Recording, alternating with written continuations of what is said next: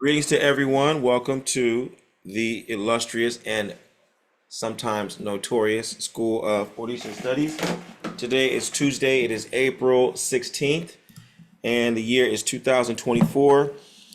We're here for our Odu study group. We are taking our second exploration of the Holy Odu OwonrinOgbe. Onwani on the right, Ogbe on the left. And so we're giving thanks to Ifa for the guidance and the wisdom that really brings the wisdom and the unique attributes of Eshu into focus for us. So I pray that OwonrinOgbe has blessed you, that OwonrinOgbe has opened up many pathways to deeper understanding and greater spiritual maturity for you. I also greet you on the day of Obatala Ekuojose. Today belongs to Obanla Baba Rubo. And so I give thanks for the acceptance that Obatala extended to us today. We made our daily Ose this morning, and Obatala accepted our offerings and gave us some really, really helpful and insightful messages. I found them very, very helpful this morning around putting things into order and doing things in a methodical fashion and matching what we do with what we want. Matching what we do with what we want. And the featured verse it says, one doesn't make a road and not have it lead to a house. One doesn't make a street and have it not lead to a house. One doesn't build a highway and have it not lead to the market. When one carefully picks up a picture, one doesn't fail to hang it carefully on the wall. And so that's the way many of the verses begin. And this is the one who castify for so and so, and castify for so and so, and castify for so and so.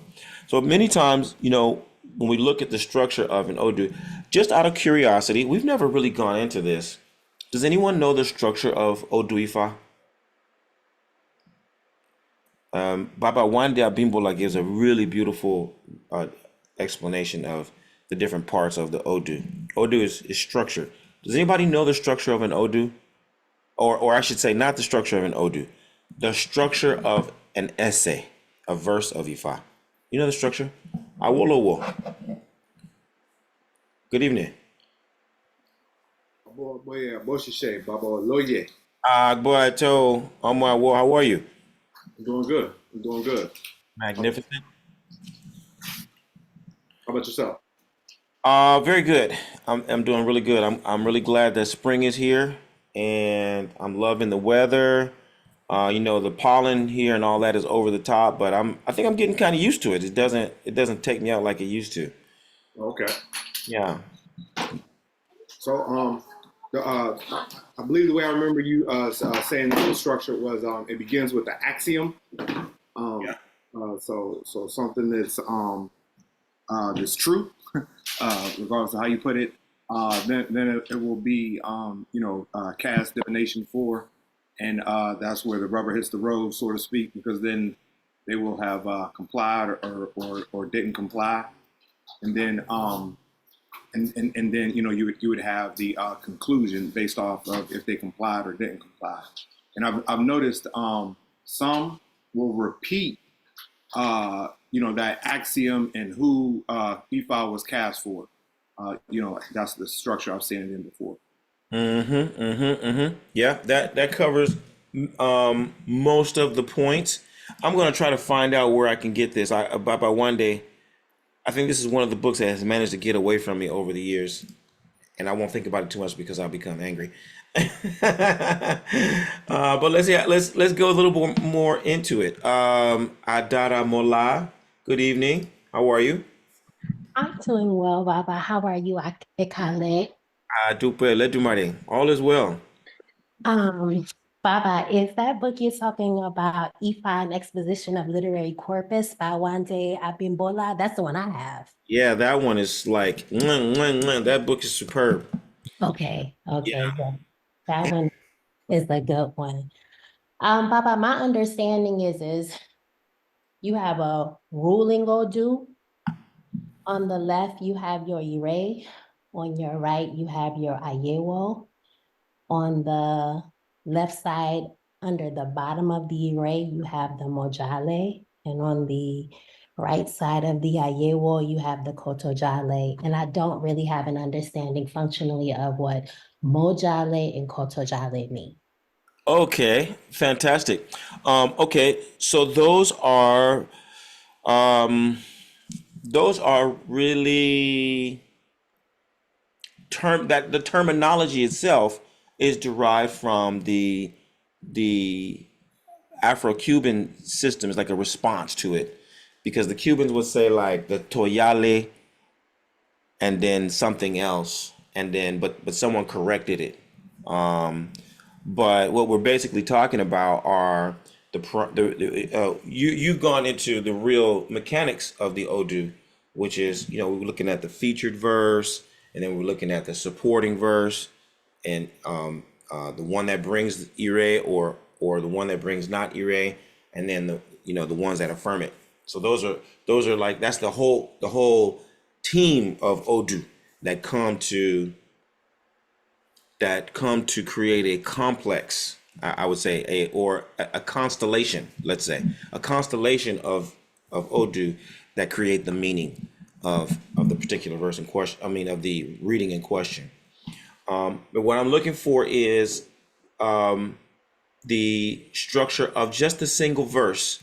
So, Ejiogbe or Ogbe Obada or Okanra Odi or whatever, each one of them, the Odu, the name is the Odu, and then each verse follows an almost identical structure going down. Something like what Awolowo was describing to us before. So let's keep pushing on. I think we're going to get to it. Odu Bemi, good evening. Aboro aboye aboshishe papa. Agbo, how are you? I am doing very well, and yourself? Good. It's getting better. It's getting better. Okay. Makes me happy to hear that. Please forgive me. I do not have a proper bibliography to say like, oh, I know which book I got. My goodness, it's just put me to shame. Like, oh, I don't know. But I know this is a combination of class throughout the years and other things I picked up. And I think anyways, this is in my notes, but I have it written down. Okay. Um, So the name of the divining priest and the name of the client. Yeah. So this person and then Cassidy file for either their actual name or whatever, a nickname for the one who wore a burgundy head wrap today, blah blah blah. Right. And then their problem or the reason why they're consulting IFA, Yes. a reason for divination. Yes. The Ebo comes after that to cure Yes. the problem for divination, Yes. whether they did it or not. So their decision, or he complied, she complied, or they did not comply. Yes. And then the result of that, the reaction to the result. So the Babalawo, the red one, the one with the head wrap is praising Ifa. The Babalawas, yeah, she was praising the Babalawas were praising Ifa, and then like a proverb or moral to sum up the whole verse. Mm-hmm. Um, is what I have in my notes. Mm-hmm. Mm-hmm. Magnificent. Magnificent. Yes. So you got the diviner, which would be like that axiom that Awolowo mentioned before, that would be the name of the diviner. One doesn't make a road and have it not lead to the house. One doesn't build a highway and have it not lead to the market. One doesn't take a picture carefully and fail to hang it on the wall. That would be the axiom, right? Those are things that are true. Like when we make a road, it goes somewhere. When we make a path, it goes somewhere. And when we get pictures and we get something like a piece of art, yes, we do take our time to put it up on the wall. These are truisms that are evident through our observations. So that would be the name of the babalawo. Then you would get the name of the client. This was the one who cast Ifa for so-and-so. Next would be the circumstances. When this person or this deity or this tree or this animal was crying because they didn't have this. In this case, it was Yemo. Yemo, who was the wife of Obatala. This is the one who cast Ifa for Yemo when she was crying for a lack of children, right? So you get the diviner, you get the client, you get the reason why the client was coming to cast Ifa, and then you get, they told the recommendation, which is always, they told this person to sacrifice. Then you get the person sacrificed or the person failed to sacrifice. And then you get the outcome of their sacrifice or their failure to sacrifice. And then you get a revisitation of that axiomatic, beginning, right? This is when they cast Ifa. So in our case today, it was an abundance of snails that Yemo was asked to sacrifice because Yemo was looking for children. And so they told her to sacrifice an abundance of snails. She made the sacrifice of snails and she became very fertile and she gave birth to lots and lots of children. So we know that right now we're operating under OwonrinOgbe. OwonrinOgbe comes with Ire with the blessing of children. So this is a particularly poignant verse and it comes on the day of Obatala. And so, this is just one instance of how things align and the message reinforces itself. But the structure of Ifa is important for us to know, not just for trivia, but the structure of Ifa is important for us to know because it's what helps you to remember Ifa. And the closest thing to it is, like I always go back to, is in the old days, back when I was a youngster, we had vinyl records. And you had to play side A, and then you had to turn it over and play side B. And you would listen to it, the whole thing. There was no such thing as shuffle. All the fun I have with Pandora, and I could just mix it up, and I'd be playing something from the Jackson 5 to Benin to Brazil. You couldn't do that back in the day. You had to listen to the whole album, right? But at the end of the first track, as soon as that track ended, there was like a 60-second pause, and in your mind, it will start queuing up the next song. And as soon as you heard the first, I don't know, 3 bars of the next song, you knew what was going on, and you knew the album. Basically, you memorized an album one song after another because you had to listen to it that way, right? That's how Ifa is. When you hear the name of the Odu, and then you hear the alias of the Odu, OwonrinOgbe, that's the vanilla name. But then you hear OwonrinOgbe, that's one of the aliases. When you hear OwonrinOgbe, that's going to trigger a certain set of memories. That's going to start one album playing or one version of the song. Because back in the day, when I was a youngster, we had a thing called the 12-inch. Come on now. There was a thing called the 12-inch. Do you understand? With the extended version. Holla if you hear me. You couldn't wait for the 12-inch to come out because that was the non-studio version. See, they had to make the song 3 minutes long because if the song was more than 3 minutes long, it couldn't play on the radio. So the artist had to have a 12-inch version where they could get freaky and they could just do all the stuff that they really wanted to do. So the real, aficionados would go and get the 12-inch because it would be like 9 minutes long, 12 minutes long. You know what I mean? So when you hear an alias on OwonrinOgbe, oh, that's the 12-inch version of OwonrinOgbe. Hold it. Let me hear which one you got.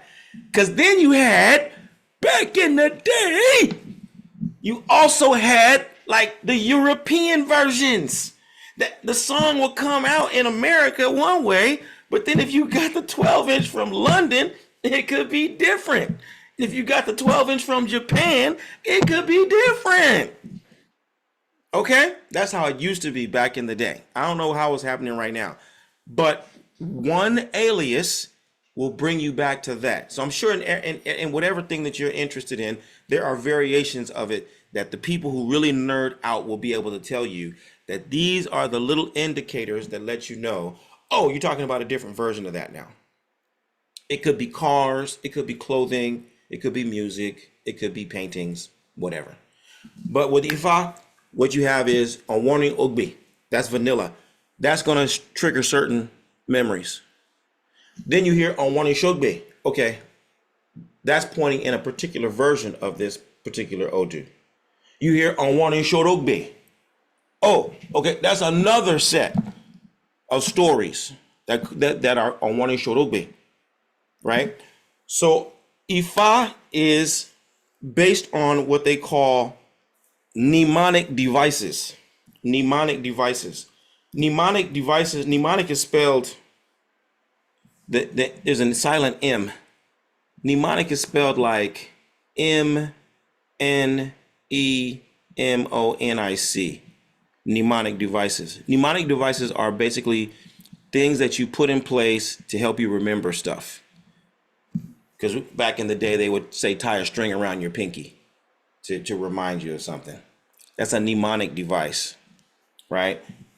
Sometimes you'll see it, you do it naturally, depending on what kind of learner you are. You start chanting and you'll tap.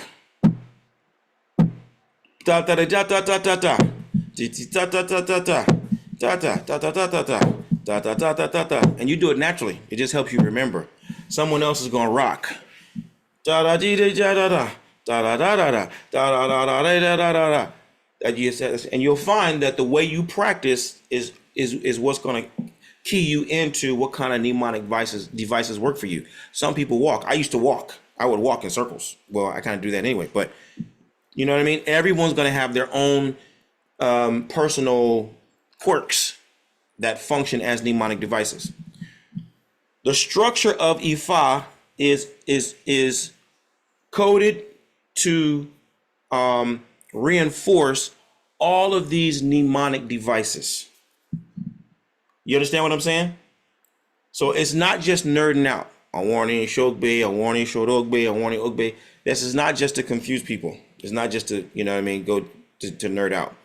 These things help people remember. So it's important. It has relevance, particularly if you want to remember the Odu, to pay attention to the structure of Ifa because it's there on purpose. Okay, this appeals to me. This is kind of how I operate. Which, again, why I like the verse of Ifa of what Obatala said today, because Obatala was talking about doing things methodically. For everything that you want to do, there's a method. Whatever you desire, you need to know that there's a method for you to achieve that thing. If you don't adhere to the method, if you will not submit to the method, if you will not surrender yourself to the method, you will not master that content. Anecdotally, when I was a student, I was an exchange student in Costa Rica. And I've told y'all this story a couple of times before. But I used to play the trumpet. And I befriended a guy who was in the Cuban symphony. He had defected. And he played a wind instrument also. And so I was asking him for method. And he gave me some drills. I think he gave me like 4 or 5 drills. He said, do this, do this. There were some breathing drills. There were some scales and some intervals that he gave me to play, to learn the keys and stuff like that. And I'll never forget, because he gave it to me on, one day. I didn't see him for about maybe a week. I saw him again. We're chit-chatting. He's like, oh, okay, so what's up with the drills that I gave you? Did you do them? And I was like, actually, no, I haven't gotten to him. Maybe I did one, blah, blah, blah. And he just looked at me. He was like, you'll never be a trumpet player. I was like, what?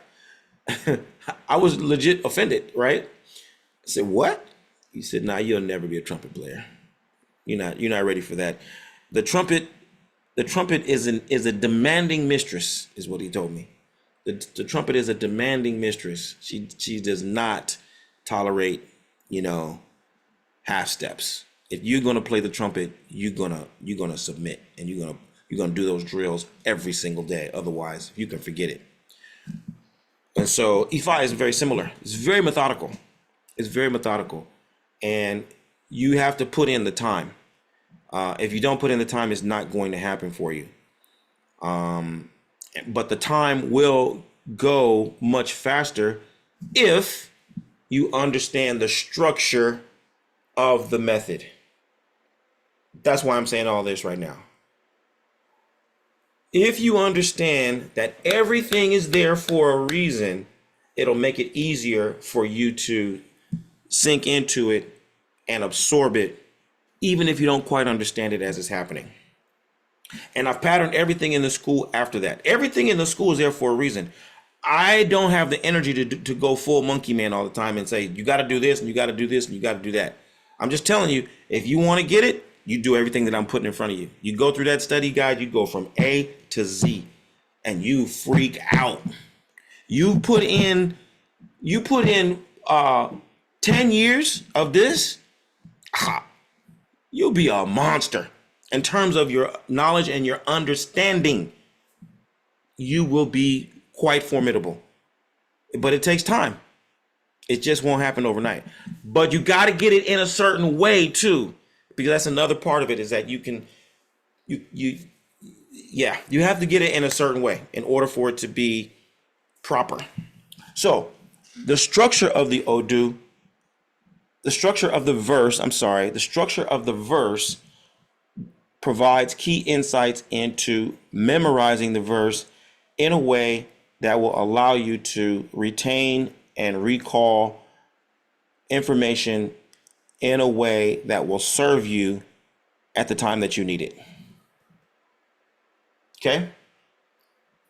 I was talking to, who was I talking to? Was it the Chief Lanre? I was talking to somebody just a few days ago, and he was telling me how someone had been skipping steps. They have been deviating from the method. And in the process, they got some akoshe. And they wanted to take the akoshe because they were going to take a shortcut.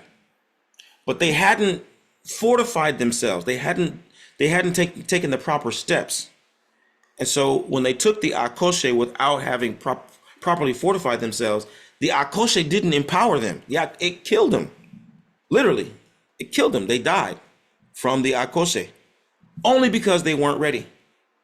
And so the method is what's giving you strength.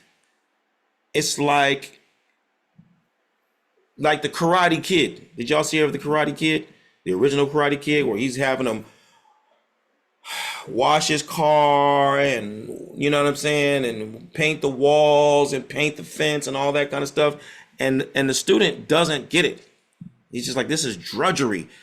I don't like to do this. It's stupid. But the teacher was developing him from the bottom up in a way that he would need to be developed.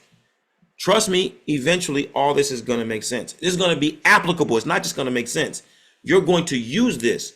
If you don't have this, you won't have the roots that are necessary to build the next stage of your development. So Ifa is based on that. It builds and it builds and it builds and it builds and it builds, okay? Follow the structure. Pay attention to the structure. Take your time. Be patient. It's not going to take as long as you think it is. You are going to get it. And when you get it, it's going to be useful to you. It won't just be information. All right? It won't just be knowledge. It'll be useful, powerful structure of power. So, we are looking at today the Holy Odu on OwonrinOgbe. And this is going to be our second round of the exploration of this particular Odu. And so I'm looking forward to learning a little bit more and sharing a little bit more. And before we do that, in keeping with the structure of things and the order of things, we know that everything that we're doing and everything that we're saying, it has to be authorized. It has to be condoned. It has to be sanctioned, and we don't do that ourselves. Just like we don't name ourselves, we don't give ourselves the authority to address things that pertain to the elders and the ancients. We invoke the elders and the ancients themselves, and we acknowledge them, and we give thanks to them, and we give praise to them, because they are the custodians of the tradition that have made it possible for us to do what we're doing here today. So let us invite our good brother Tordiola to introduce us to the ancient ones from whom we get this vast repository of knowledge, wisdom, and power. Buro Boye, Baba. Boy, how are you today, sir? Supreme. How Yes, you been? yeah, it's just getting better. It's just getting better. Yeah, I was gonna say I enjoyed the conversations. I have been enjoying the conversations with the good brother Prince Dynast, and so I wanted to thank you again for facilitating our connection and conversations. It's been very a lot of fun for me. Oh yeah, yeah. No problem. No problem. I'm glad to see you on there. It's like a breath of fresh air because there's a lot of there's a lot of traditional guests and information there, but it's like it's not coming from a place of real authority, a lot of it. You know what I mean? Not to criticize, but I'm just glad to see you're there. So yeah, I've been enjoying them myself. Excellent, excellent. We're in the right And place. then I believe the book you were referring to was Ifa Divination Poetry by Wande Abimbola. Right, that's the one, Yeah. big fat one. Yep. Yeah, Actually, yeah. I need to go back over it because I when you asked a question, it's in that book, but I have to reread it because I don't have it memorized. But yeah. it's in the other one that our good sister mentioned. Also the fight, and I have that one. I still have that one, but that was my backup because I used to have the Ephi divination poetry, and I don't know what happened. It's a big that book is probably worth $1,000 today, but I do not remember what happened to it. Hmm. Okay. All right. Well, let's get into it. Iba Olodumare Ọba Tẹrẹrẹkajẹ, Iba àti ọjọ́, Iba àti oòrùn, Iba ilẹ̀ ògèrè fọkọyẹrí, Shag, Damian Dale Karakara, Iba Rumele Ojokotun, Iba Rumele Ojokosi, Iba Okanle ní Irinwo Irumole, Iba Orumela Ẹlẹ́rìí Ìpín, I Iba said, Koda, Iba Àṣẹ̀dá, Iba said, Deginlado, Iba Raba Lotu Ife, Iba Erugi Lode Awo, Iba Pepe Lode Asin, Iba Aganga Awode Badan, Iba Shokwe Wuta Wode Remo, Iba Wurela Wode Jebu, Iba Takumose Wode Ijesha, Iba Shegba Awo Egba, Iba Kereke Awo Yo, Iba Oroke Owo Oshogbo, Iba Gedegbe Awo Dahomey, Iba Gbogbo Owo Pátápátá, Baba wa ṣe kí Olódùmarè kó bá wa ṣe, Iba Gungun Elewa, Iba Ori Baba, Iba Ori Yeye, Iba Ori Oluwo, Olóyè Ọbáfẹ́mi Orígunwá, Iba when Basho, Ori Ojúbọ̀nà, Iba Ori Inu, Iba Ori Ode. Bashe, Sure. We pay homage to Olodumare, the progenitor of all things. We give gratitude for the blessings of our life, in our life. You know, the good health, successes we've had, good health of our family, children. We pay homage to Orumila Gbamiregun, for collecting this wisdom and keeping it and putting it together for us to still be able to use it this day. So much, so long after his time, we're still able to use it. We pay homage and gratitude for that. We pay homage to our Ori for being with us when no other entity or person will. Our Ori is with us, and we pay homage to that. Pay homage to our ancestors and the spirit of the ancestors that has remained with us to keep us um, in tune with our culture and our true self, despite everything in the world and this current society that's trying to push us otherwise. We're still here. We pay homage for that spirit and that energy of those ancestors. Bashe, We pay homage to Oluwo Obafemi Ogunwa for putting this together, and all the experiences and the teachers he's had over time that have helped him be able to put this together. Sure. And we ask that we're able to learn of the lessons of OwonrinOgbe. We also ask that we're able to see the benefit in our own life, the actual real life application in our real life from the lessons that we get from OwonrinOgbe. And we also ask that our business endeavors, we see much blessings in our financial endeavors, safe Sure. travel, Sure. the strength and the wisdom we need to bring about Black liberation on our way to bringing about the good condition. Sure. And we offer our efforts to achieve greater understanding. We offer to follow the observances of our current Odu. And we promise to improve the lives of ourselves and others so that we can bring about the good condition on earth. Ashe. Ashe, Modupe. Today is our day. Today is our day. This is our season. This is our time. This is our generation. This is what everyone has been waiting for. Thousands and thousands of years they've been waiting, they've been waiting, they've been hoping, and they've been praying. One generation after another, looking for the opportunity for us to put all the pieces back together. Here we are, American, Bahamian, Nigerian, Belizean, Jamaican, Venezuelan, Cuban, Brazilian, Haitian, you name it. East Coast, West Coast, all of us are here. All of us are here. You know, we don't really spend enough time marveling over the diversity of African genius that is here with us every day in the school. But we are a supreme manifestation of what our ancestors have been seeking and have been praying for and have been sacrificing for hundreds of years. And I'm so honored and so thankful to be sharing this experience with you day after day, week after week, month after month, and year after year. And I genuinely and sincerely mean that.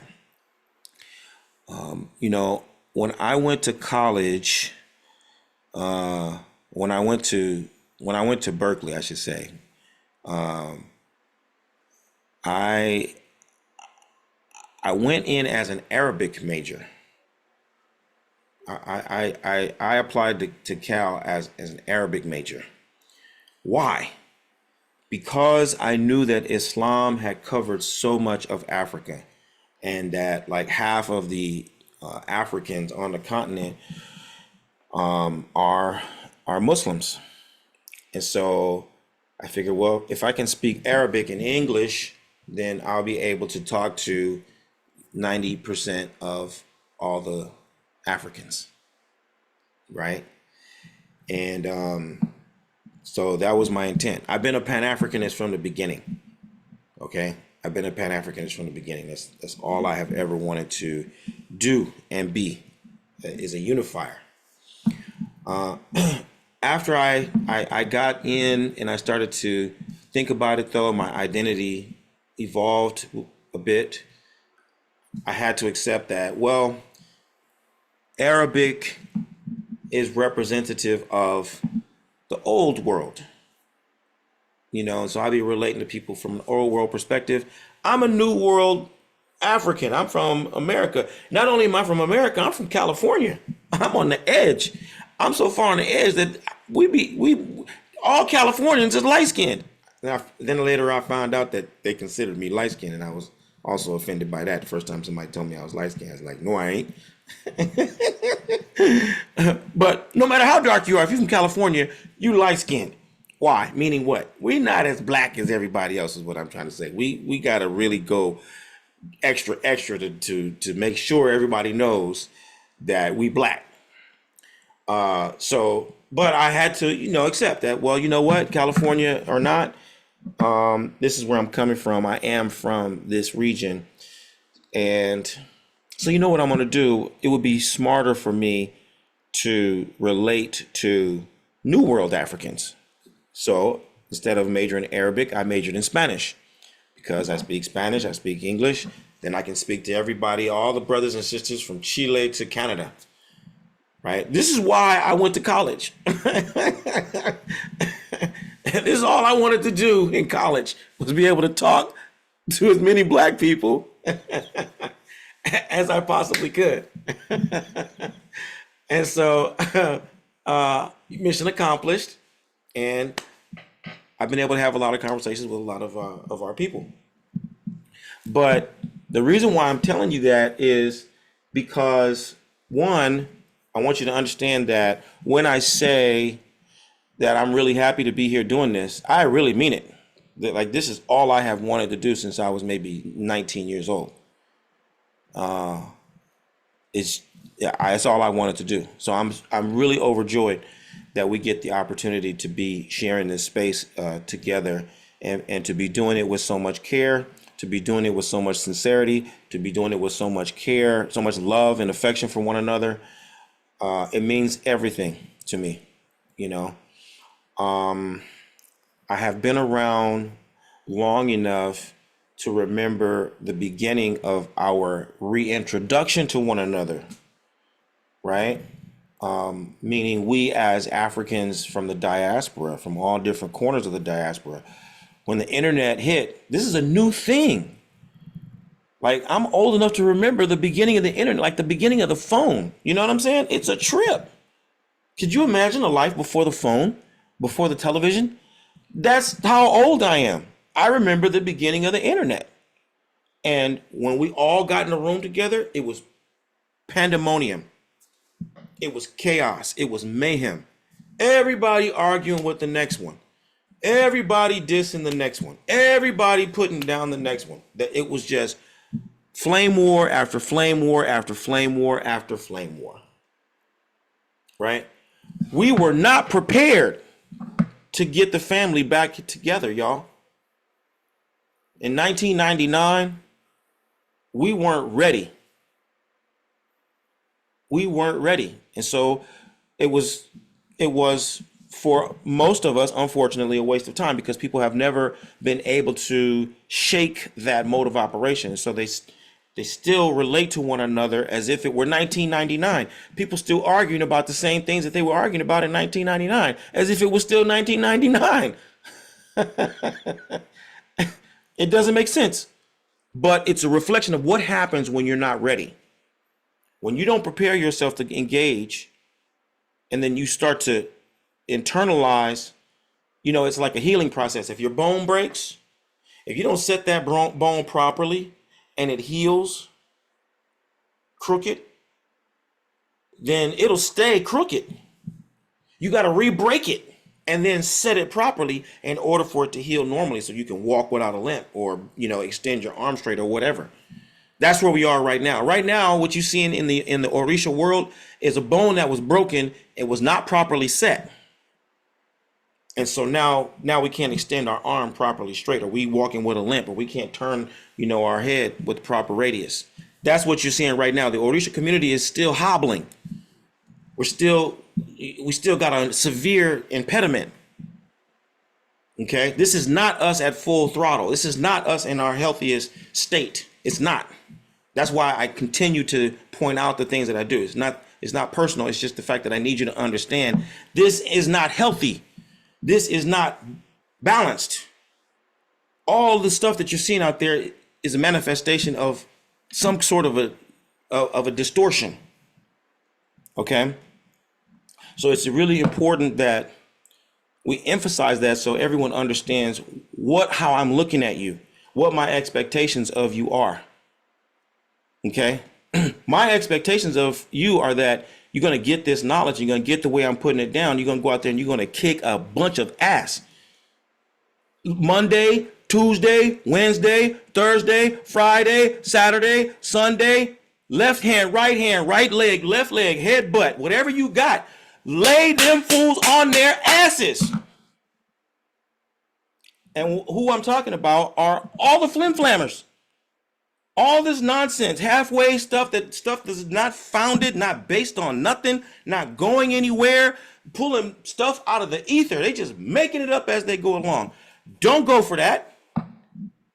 Don't go for that. Don't let that stand. You don't have to be mean. You know, I get all worked up about it because we at home. We in the living room right now. This is my house, and we talking to one another.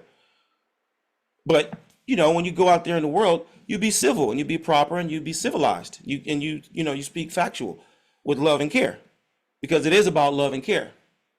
We want to make sure that our people who are misinformed or operating from a place of imbalance understand what the real methodology is, what the real pathways to progress and elevation are, right? But we've got to do it with a lot of conviction. We can't be wavering. We can't be one leg in and one leg out. Okay. And so one of the ways that you're going to have the conviction and the confidence that you need is that you got to really do your homework. You got to really study. Okay. You got to really study. As our brother Tordiola was mentioning earlier, he was talking about, the conversations that people in the Pan-Africanist circle, you get a good percentage of people whose knowledge isn't grounded, right? When you go into the Orisha community, you get a good percentage of people whose knowledge isn't grounded. But you can go anywhere. You can go into the hoodoo circles. You can go into the Kemetic circles. You can any of them. It is endemic to our people as African Americans all across the board. It's a black people problem that we got, and we got to be honest with ourselves about it.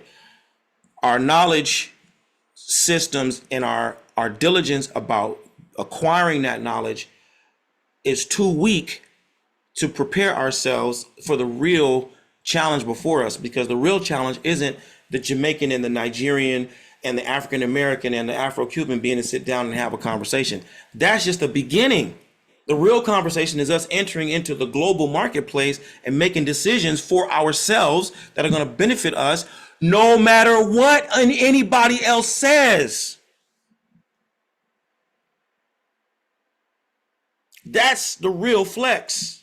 That's why Orisha matters. Because we need to be able to make decisions that are going to benefit us.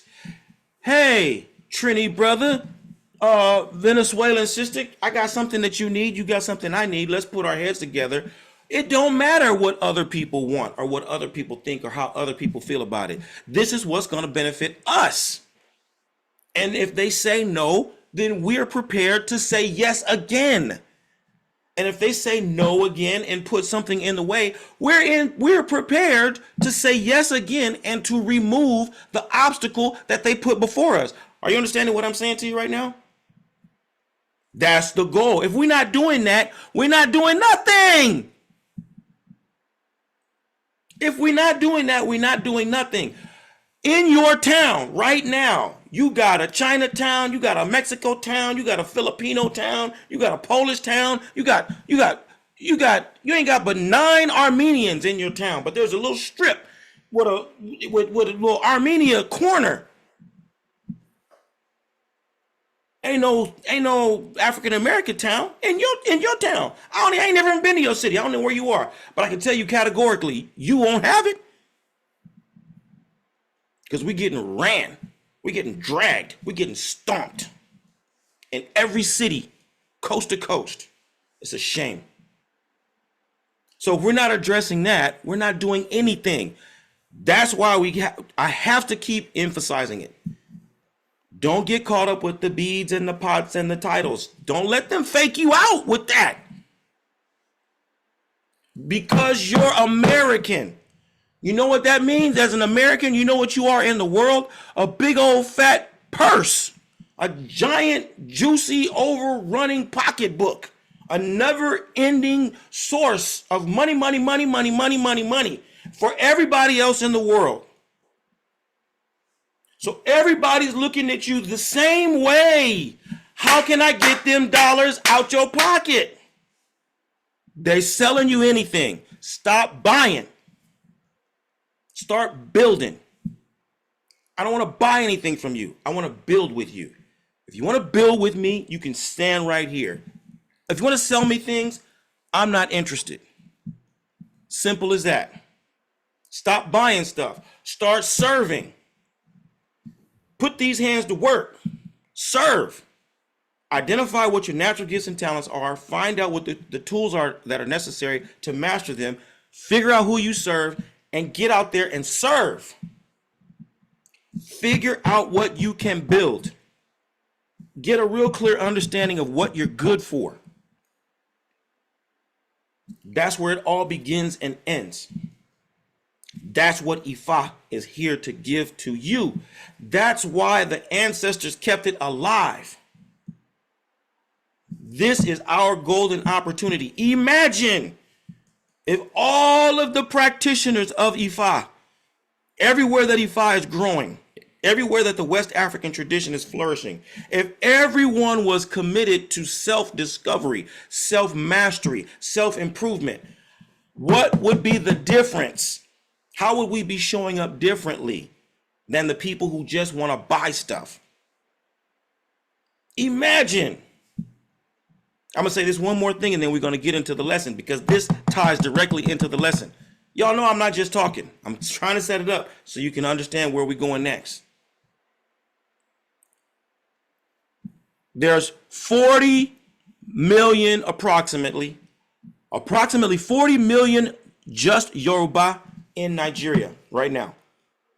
There's about 40 million. And there's about 40 million African Americans. We are about 40 million right now. In between us is Brazil.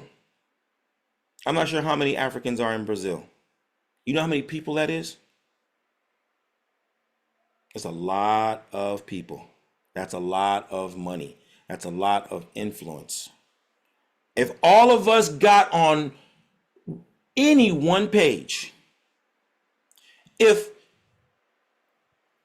10% of us took up one agenda that was not consumerism, that would shift the entire global economy. If we took up any one agenda and we committed to it, we said this is our priority as a people, just 10% of us, that would shift the entire global economy.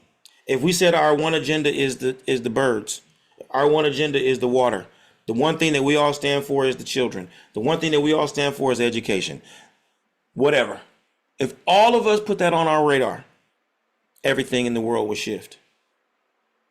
Everything. Just if we just was to say, and then you don't even have to look at numbers. You can take a place like Jamaica. Jamaica don't have the numbers, but Jamaica got the influence, right? If all the Jamaicans or a percentage of Jamaicans were in alignment with Nigerians and Brazilians on a single issue that was just beneficial to our people, it was not about consumerism, that would shift the consciousness of the planet. We have a lot of potential. That's why I say this is our time. This is our moment. This is our golden opportunity. We're reconvening and we're able to have conversations together about our real concerns. And it's important that we use our ancient technology to facilitate those conversations and to empower everything that needs to happen as a result of those conversations. So the conversation today is about the Holy Odu OwonrinOgbe. OwonrinOgbe. And you know that in our featured verse, OwonrinOgbe tells us about a time when Orunmila was engaged in commerce and he was going from one city to another, right? And as he was going from this one city to the other, he was going as a businessman. He had 200 chickens. He let his chickens graze on the land of the king unknowingly. The king's guards saw it. They penalized him. They confiscated all of his chickens. They took the chickens back to the palace. When Oromila showed up to plead his case, the king said, you know what? I didn't make the rules. It's just my job to keep them. So, ignorance is no reason for breaking the law. These chickens are staying with me. Representing what? A misuse of the law or the rules, even though they are real rules. So it's like Dr. King told us, just like there are unjust men, there are unjust laws, right? But there are sometimes laws that are just, but they are subject to be interpreted and applied or reinforced according to one's judgment. Your wisdom is manifested through your judgment. You know the rules, you know the laws, but you don't have to be heavy-handed as you apply or reinforce those rules and laws. And so as the story progresses, what happens? The king's shepherds accidentally let their sheep loose onto Oromila's compound after Oromila has made sacrifice. Eshu tells Oromila to close the gate, lock the sheep in along with the shepherds. And then when the king protests and asks for his belongings back, Oromila says, you know, what's good for the goose is good for the gander, right? An eye for an eye, a tooth for a tooth, right? You know, there's just basically there's a variety of ways that we can say that the way the way you gave it to me is the way I'm going to give it back to you. And so Oromila kept the sheep and the shepherds. So what we get from this particular verse is that the application of the laws, even though you can be mistreated, right? Even though you can be abused, even though you can be ostracized, you can be isolated, you can be exploited by the laws or misuse of the laws, it doesn't mean that you have been completely defeated and there's no opportunity for you to redeem yourself. There's no opportunity for you to validate yourself. It doesn't mean that there's no chance for you to be vindicated. The challenge is for you not to be caught up in vengeful thoughts, because it is through the obsession with vengeance, or let's just say the internalization of vengeance, that you actually become the thing that you are resisting, right? So Oromila didn't have to seek vengeance. Oromila became more proficient as a babalawo, and he became well known and well respected all throughout the land. And that was what sustained him and then put him into the position to be able to pay the king back in his own coin. So you may say that, well, the good thing for Oromila to do would have been to give the king back his sheep and his shepherds. And that might have been well, no, not definitely. That would be a good thing to do. That would be an ethical thing to do, right? But I'm going to tell you another story anecdotally, and then we can open up for conversation. And I want to get your insights. Years ago, this is at the beginning of the internet again, back in like 90, no, this is a little bit, yeah, around that time, 98, 97. Yomi, no. This was 99, 2000, because my son, Yomi, was just born. I used to work at a university, and I ran the multicultural center at this university. And I had an office that was right next to a professor who ran the ethics center. I, the Babalawo, he, the Catholic priest. And we both ran these centers for the students, right? And we would sit and we would talk. And at this time, the university had this big initiative about ethics. And I loved the conversation because it paralleled our own conversation about Iwa, particularly Iwakwele, which you know is a very prominent principle in the Orisha tradition. And so we would talk about ethics, and I would talk about it from my perspective, and he would talk about it from his perspective. And we were a couple of smart guys, whatever, and relatively steeped in our own, knowledge and theology. So we would be jousting and talking. It was big fun. I enjoyed the conversations. But one day we're talking, and it turned out so that my son had just been born a couple of months before. He had a son. I think it was a son around that same time. And he was talking real big about ethics and, So I said, well, you just had a baby. I said, yeah. He said, yeah. I said, me too. I just had a baby too. And ethically, based on everything that you and I have been talking about, we're aware of the economic and political disadvantages and disparities, between white people and black people. So ethically, wouldn't it be right for you to forego your child's opportunities so that my child might be able to take them up? He paused and looked at me. I said, after all, it's just one. I'm not talking about all of y'all. I'm just saying, like, between me and you. Wouldn't it be ethical for you to just sign it over and just say all your white privilege and the resources that you got? Wouldn't it be ethical for you to give it to me, for me to be able to just pass on to my son? He said, well, yeah, I guess it would. In principle, that would be ethical. But he was getting red, you know what I'm saying? Because I said, so, but would you do it? He paused for a long time. And he looked at me and he said, no, I wouldn't do it. I couldn't do it. I couldn't do that. I said, I know you couldn't do that. Thank you for being honest and truthful with me. Because if you had said anything otherwise, I know you was a liar. Because I'm a father. And there ain't no way in the world that I would compromise my son, Yomi Origunwa. I would not compromise his opportunity so that Seth Jurgensen, or whatever his dude's name was, could have a fair shake. I couldn't do it as a father. I couldn't do it. So, yes, Orunmila ethically could have given the king all of his sheep back.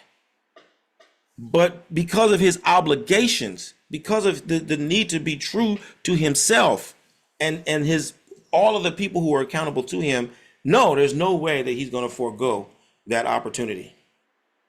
Ifa is realism and pragmatism as much as it is ethical.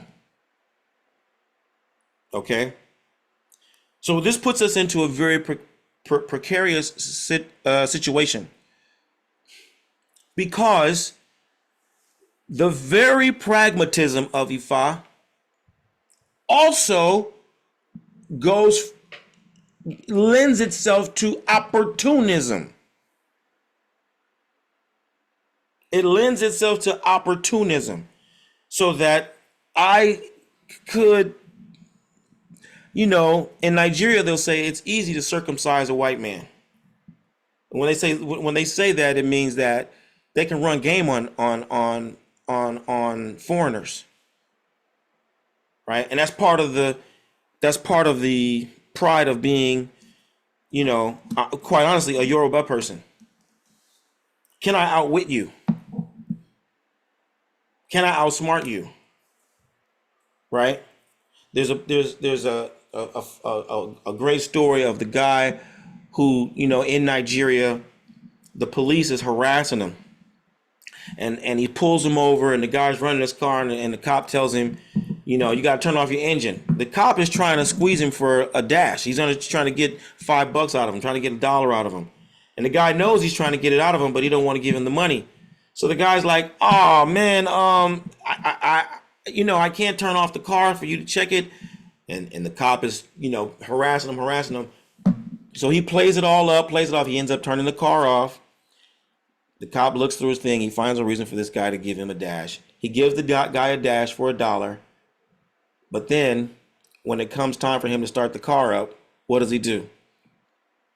He pretends the car won't start. He pretends the car won't start. He pretends the car won't start. He says, well, maybe if you just give me a little push, I can get it started. So the cop gets behind the car now, and the cop pushes him a little bit, and the cop pushes him a little bit, and he's pretending to start it, and pretending to start it. He's got this cop pushing his car a block before he starts it up. That was his way of circumcising the cop. I gave you $1, but I made you push my car for a block. That's a matter of pride. I outsmarted you. You got something from me, but I also got something from you. So there is a question of ethics and opportunism and, natural consequences and circumstantial reality. All of these different variables make our particular tradition susceptible to what we're suffering right now, which is people will hustle you because they can. They'll go up in your DMs. They're not even a babalawo. Never been a babalawo a day in their life. Wouldn't know an Odu Ifa. You put an Opula in front of these guys, they'd have a nervous breakdown. These guys who be in your DMs don't be babalawos. You put Opula in their hand, they just might have just go into a seizure right there on the spot. But they know that they can tell you some kind of a cockamamie message, and you'll give them money. And then the ones who do know will also run it for the next way up. They'll tell you, you're the Queen of Sheba. You're the next king of this. They'll tell you this. They'll tell you that. They'll start pandering to you because they know that's going to help you. You're going to give them money. Is it ethical? I don't know. The dollar is worth, 800 naira. The dollar is worth 1,000 naira. The dollar is worth 1,400 naira. These people are not going to make they're not going to make $5,000 all year. If I can hustle 10 of you, I can get $10,000 in a month. Is it ethical? I don't know. But would you do it? You probably would. If there was a way for you to hustle Japanese people or Dutch people or French people and pull down $50,000 a month, this is always my great example. I'm from California. I always think about Ifan Orisha like the Crips, the Crips and the Bloods. Man, that's a local reality. Man, you can't just walk up in here and walk away 2 weeks later and you're a Crip. Anybody who tells you, they lying. They lying. But if it was people coming from Holland and they was dropping $30,000, you come hang out with me, I'm going to take you down to La Brea, Crenshaw, and I'm going to hang out with T-Bone and them. I'm going to break them off 100, break them off 100, break them off 100. We're going to drink some 40s. We're going to roll up a fatty. We're going to spin the block and, lick some shots in the air and get you a tattoo. And you be crippin' for life. Sure, I'd do it. Maybe. So I don't judge what's happening from West Africa. I look at it from a pragmatic perspective. However, I gotta say, that's not the same as, let me say it this way. We need to be hustling the right people. We need to be hustling our true adversaries. We need to have a different understanding of who's who. When we say we need to have a more clear understanding of who is we.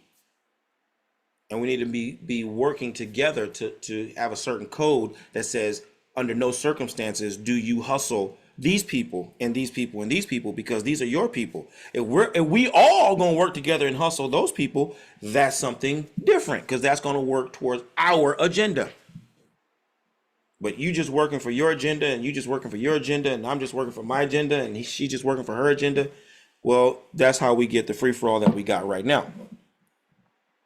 So that's the conversation that I want to have with you today. It's around ethics. It's around what's really right. It's around striking a balance between what's right and what is going to help us bring about the good condition. And I am biased because There can't be any good condition without black liberation. As far as I'm concerned, you can't put, we can't be talking about freeing up the world if we're not freeing up our people first. We can't be talking about bringing equity and all this into the world if it doesn't begin with our community. Every single black person, there's no homeless black people. Then we start talking about other homeless people. There are no illiterate black people. Then we start talking about other illiterate people. There are no black neighborhoods without a bank, without a school, without a farm. Once we have that in effect, then we can start talking about other places, right? That's my bias because I come out of also from the civil rights movement. We were all crazy about diversity, and we were all crazy about coalitions. And we were insane about affirmative action. And then who got the majority of the affirmative action dollars and opportunities? White women. White women got the majority of the affirmative action benefits.